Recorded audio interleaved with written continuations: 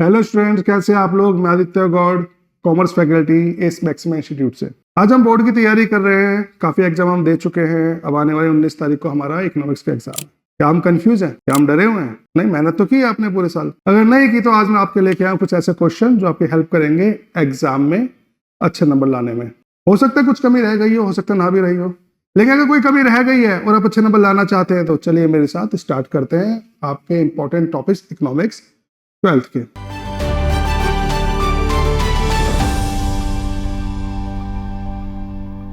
चलिए स्टूडेंट्स, अब स्टार्ट करते हैं मैक्रो इकोनॉमिक्स से, जहाँ पे नेशनल इनकम की अगर मैं बात करता हूँ तो स्टार्ट करते हैं न्यूमेरिकल से। न्यूमेरिकल के 3 फॉर्म में आएंगे, value added, income added and expenditure method. जो ये मेथड्स हैं जिसमें आपको क्वेश्चन दिए गए हैं, अच्छी तरह आप देखिएगा, क्वेश्चन बन जाते हैं, अच्छे क्वेश्चन बन जाते हैं। और अगर आप थोड़ी भी कोशिश करेंगे और आपने मेहनत की है तो ये ज़्यादा मुश्किल चीज़ें नहीं है, इसको आराम से आप ध्यान से कीजिएगा। प्रीवियस ईयर में भी देखेंगे तो काफी अच्छे पैटर्न मिल जाएंगे आपको इन क्वेश्चंस के ऊपर, जिनको अच्छी तरह अप्लाई करके आप आगे पास हो सकते हैं, अच्छे नंबर ले सकते हैं। उसके बाद हम देखते हैं NFIA के कंपोनेंट्स हैं, 3 कंपोनेंट इसके अंदर आते हैं, इनको आप देख लीजिएगा, ये काफी अच्छा हेल्प करेंगे आपको नंबर लाने में। उसके इंटरमीडिएट एंड फाइनल गुड्स की आइडेंटिफिकेशन आ जाती है। डायरेक्ट तो क्वेश्चन नहीं पूछते हैं इसके ऊपर, बट कुछ ना कुछ केस स्टडी दे सकते हैं। देखिए जैसे आपने T purchase for house hold, अब ये इंटरमीडिएट है या फिर फाइनल गुड्स है, तो इसके बारे में कुछ आपसे डिफरेंस, इनके डिफरेंस पूछ लेते हैं। तो इस चीज को आप थोड़ा सा समझिएगा कि ज्यादा इसमें मेरे ख्याल से एफर्ट की जरूरत है, बस इसको थोड़ा सा समझने की जरूरत है। कंसेप्ट अगर आप समझ जाएंगे तो उसको अच्छी तरह आप कर पाएंगे। और बिल्कुल सही बात है कि अगर हम इसको भी नहीं कर पाएंगे तो सोचने वाली बात है। मैं आपके ऊपर क्वेश्चन मार्क नहीं लगा रहा हूँ, बस मैं आपको एक चीज बताने की कोशिश कर रहा हूँ कि अगर हम जो भी पढ़े वो ध्यान से करें और जो चीज आ सकती है उसको अच्छी तरह कर ले। आगे चलते हैं तो जैसे कैपिटल एंड कंजप्शन आते हैं, फाइनल गुड्स का ही पार्ट होता है, तो उसको आप करते हैं तो ये दोनों चीजों के अंदर यही कवर हो जाएगा। और बिल्कुल अच्छे तरीके से मेहनत करके आगे चलते रहिए। उसके बाद capital and consumption, real GDP and nominal GDP, आप इसको देख लीजिएगा, ये क्वेश्चन आएगा ही आएगा। कुछ ज्यादा कुछ ना पढ़ेंगे, अगर आप ये चीजें पढ़ जाएंगे तो आपको अच्छे खासे नंबर आप ले आएंगे। अब इसके बाद जीडीपी एंड वेलफेयर के अंदर से एक चीज आती है externalities and non monetary exchange के ऊपर क्वेश्चन आ जाते हैं, इसको आप देख लीजिएगा। और बिल्कुल आएंगे इसके ऊपर से आपके, चाहे वो 2 नंबर का क्वेश्चन है, चाहे आपका 1 मार्कर है, ये आपका क्वेश्चन आएगा ही आएगा। ओके स्टूडेंट्स, अगर हम चलते हैं मनी बैंकिंग की तरफ। मनी बैंकिंग में कुछ इंपॉर्टेंट क्वेश्चन बन जाते हैं, जैसे मनी सप्लाई हो गया, मनी सप्लाई कंपोनेंट हो गया एंड टाइप ऑफ मनी हो गया। इस चैप्टर्स के अंदर मनी मल्टीप्लायर हो गया, क्रेडिट क्रिएशन हो गया। तो इन चीजों को अगर आप ध्यान से पढ़ लेते हैं तो इसमें से भी आपके काफी अच्छे क्वेश्चन आएंगे। फंक्शन क्रेडिट बैंक हो गया, क्रेडिट कंट्रोल हो गया, CLR, SLR, bank rate, repo rate, इस टाइप का क्वेश्चन देख लीजिएगा। और मैं फिर दोबारा कहता हूं कि है ना, आप जो पढ़ रहे हैं या पढ़ चुके हैं, प्रीवियस ईयर के क्वेश्चन पर जरूर उठा के देखिएगा किस टाइप के पैटर्न में क्वेश्चन पूछे गए हैं।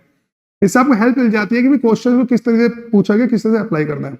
जितने दिन भी हमारे पास बचे हुए हैं, अगर जो टॉपिक हमें क्लियर नहीं हो पाए हम उनको क्लियर कर लें, और उसको अप्लाई कैसे करना है ये जरूर ध्यान से देख लें। क्वेश्चन की डिमांड क्या है और अप्लाई कैसे करना है, ये बहुत जरूरी है। आपने जितनी मर्जी मेहनत की हो लेकिन अप्लाई उस तरीके से नहीं कर पा रहे हैं जिस तरह से क्वेश्चन पूछा गया है, तो बच्चे टीचर मार्क्स नहीं देगा। क्योंकि CBSE की चेकिंग के अंदर क्या होता है, आप समझिए इस चीज को, स्टेप मार्किंग होती है।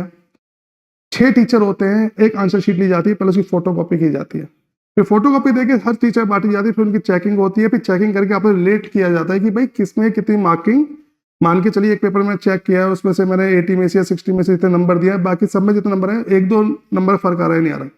तो ये मत समझिएगा कि जब ये ड्रिल इसलिए चलाई जाती है कि भाई ज्यादा फर्क ना आ जाए, तो अप्लाई अच्छी तरह कीजिएगा। टीचर की मजबूरी तो हो जाती है कि आपको, ठीक है, पास कर देते टीचर, आपने कुछ भी लिखा है, बट हमें नंबर लाने हैं। तो मैं इसलिए बार बार इसलिए कह रहा हूँ कि हम जो भी करें, एक बार प्रीवियस ईयर के जरूर हम क्वेश्चन पेपर देख लें किस टाइप से क्वेश्चन पूछे गए हैं। कि जो क्वेश्चन पूछे जा रहे हैं ना, हमें उसका आंसर देना है बेटा। अगर हमें टॉपिक आता है बट रिलेवेंट नहीं है क्वेश्चन के हिसाब से, मजा नहीं आएगा।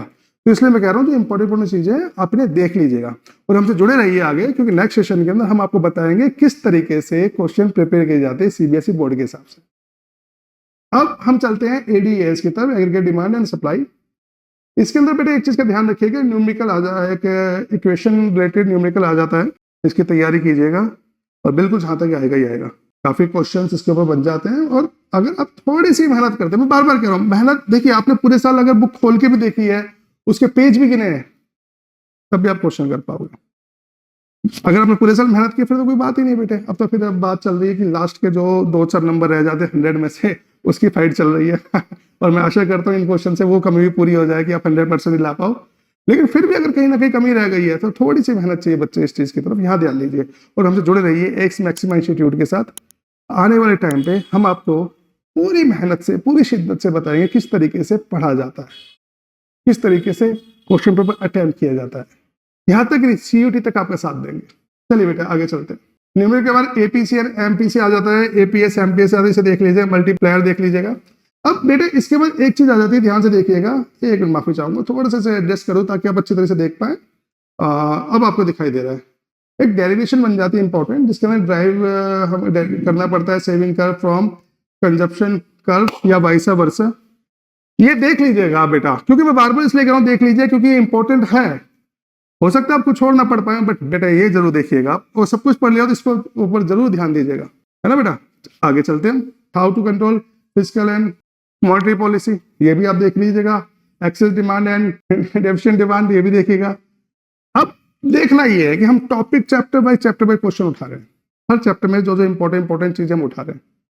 आपको बस करना क्या है कि बस इतना करना है कि हर चैप्टर के बारे में आपको बेस तो पता ही होगा भी इस चैप्टर से हम समझना क्या चाह रहे हैं। क्योंकि हम कोई भी टॉपिक जब पढ़ना शुरू करते हैं तो सबसे इंपॉर्टेंट चीज ये होती है बेटा, समझ लीजिएगा जब आप आगे ग्रेजुएशन में जाएंगे कि आप जो भी आप पढ़ रहे हैं तो उसके बाद आप क्या सीखेंगे, क्या एक्सप्लेन कर पाएंगे, ठीक है ना। क्योंकि अगर हमें यही नहीं पता इसका आउटकम क्या आएगा, हम सीख ही नहीं पाएंगे। तो इसलिए बेटे कि जो भी हम चीज कर रहे हैं, पढ़ रहे हैं, तो उसको आपने कहीं ना कहीं एक आउटलाइनिंग शुरू में जरूर ही देखी होगी, तो इसलिए आपको ज्यादा मुश्किल नहीं आएगी। आप भी कॉन्फिडेंस रखिए अपने ऊपर, जब तक आपका कॉन्फिडेंस अपने ऊपर है आप चीजों को अच्छी तरह कर पाएंगे। ओके, अब इसका क्वेश्चन बन जाता है difference between inflationary and deflationary gap. तो इसको भी आप देख लीजिएगा, इसका जो डिफरेंस पूछा जा सकता है, ठीक है। अब इसके आगे हम गवर्नमेंट बजट की तरफ चलते हैं, तो इसमें ऑब्जेक्टिव ऑफ बजट आ जाता है, डेफिसिट्स पूछ लेते हैं आपका, रेवेन्यू एंड फिस्कल के इम्प्लीकेशंस क्या क्या हो सकते हैं। तो आपके डेफिसिट पूछ सकते हैं रेवेन्यू, फिस्कल से प्राइमरी के बारे में। उसके कुछ डिफरेंस आ जाते हैं अलग अलग टॉपिक्स के। भाई देख मान के चलो कि रेवेन्यू एक्सपेंडिचर कैपिटल एक्सपेंडिचर में डिफरेंस बताइए, या फिर revenue receipt and capital receipt में डिफरेंस बताइए, या फिर direct tax and indirect tax. तो बेटा ये जो डिफरेंस है इसके अंदर आपको पहले इनकी डेफिनेशंस पता होनी चाहिए, होता क्या है, ये किस काम आता है, ये कहाँ पे किस तरीके से अप्लाई होता है। तो अगर आप ये चीजें आराम से समझ लेते हैं तो आप इसको अच्छी तरीके से डिफ्रेंशिएट कर पाएंगे। और ये आपके आगे की नॉलेज के लिए बहुत जरूरी है, ये सिर्फ बोर्ड के एग्जाम के लिए जरूरी नहीं है बेटा। जब आगे पढ़ाई करेंगे, आगे बढ़ेंगे, तो ये बेसिक चीजें हैं, आपको पता होनी चाहिए, ठीक है बेटा। चलो आगे बढ़ते हैं। अब आते हैं फॉरेन एक्सचेंज की तरफ। इसके अंदर आपको कुछ चीजें देखनी है जिसके ऊपर ध्यान रखना। Type of foreign exchange rate क्या होता है, determination of foreign exchange rate क्या होता है, impact of change in demand and supply on rate, ठीक है। और ये चीज जरूर देखिएगा, तो इम्पैक्ट ऑफ डिमांड, जहां पे डिमांड एंड सप्लाई का बात आ जाती है वो थोड़ा सा इंपॉर्टेंट हो जाता है पूरे टॉपिक के अंदर। हमें ये नहीं कह रहा बाकी से इंपॉर्टेंट नहीं है, बट इस चीज को अच्छी तरीके से आप समझ लीजिएगा। फिर दोबारा कहता हूँ, आपने जो बुक में पढ़ लिया और जो आपने पूरे साल मेहनत की, जिन टीचर्स के साथ आप पढ़े हैं, उसके बाद प्रीवियस ईयर्स के क्वेश्चन पेपर जरूर दिखेगा। और एस मैक्सिमा इंस्टीट्यूट के साथ जुड़े रहिएगा, क्योंकि आने वाले टाइम पे, आने वाले सेशन में भी जो आप बच्चे अभी 11th में 12th की प्रिपरेशन करेंगे अब अगले सेशन में, हमसे जुड़े रहिएगा। और इसके ऊपर बहुत अच्छे अच्छे टॉपिक आगे लेके आएंगे जो आपकी हेल्प करेगा आगे बढ़ने के लिए। क्योंकि बेटा देखिए, हमारी जर्नी जो होती है लर्निंग से भरी हुई है, और हमें हर टाइम पे कुछ ना कुछ लर्न करना पड़ता है। अच्छे टीचर्स अवेलेबल है, रिसोर्स अवेलेबल है, बट हर किसी का अपना एक ऑरा होता है। हमारे जो स्टूडेंट आते हैं या फिर जो स्टूडेंट हमसे पढ़ते हैं, कोशिश करते हैं कि वो एक एनवायरनमेंट ऐसा बने कि वो सेल्फ लर्निंग, जिसे हमको सेल्फ स्टडी कहते हैं, क्योंकि राइटिंग एंड रीडिंग आपके दोस्त हैं। हम जो पढ़ा रहे हैं कोशिश करते हैं उसको आप खुद अप्लाई करें, इस तरीके से हम समझाने की कोशिश करते हैं, बताने की कोशिश करते हैं। तो चलिए आने वाले सेशन में हम देखेंगे, या फिर जो भी आगे हम वीडियो बनाएंगे, फिलहाल इस वीडियो के अंदर और आगे चलते हैं। अब टाइप ऑफ फॉरेन एक्सचेंज हमने देख लिया है, डिमांड एंड सप्लाई के ऑन रेट में क्या फर्क पड़ेगा। अब बैलेंस ऑफ पेमेंट के अंदर करंट अकाउंट है, कैपिटल अकाउंट के कंपोनेंट देख लीजिएगा, इंपॉर्टेंट होता है। और एक दो चीजें ठीक है, बट आप इतना भी आप करके चले जाते हैं तो मैक्रो में से अभी आपका एक टॉपिक और रह गया, उसको मैं नेक्स्ट वीडियो में कवर करूंगा। और आशा करता हूं कि जो मैंने क्वेश्चंस बताए हैं वो आपके लिए बहुत हेल्पफुल होंगे। और बिल्कुल मैं आपके साथ ही कमेंट करके बताइएगा एग्जाम के बाद कि इसमें से कितनी चीजें आई या फिर कितनी हेल्पफुल रहा।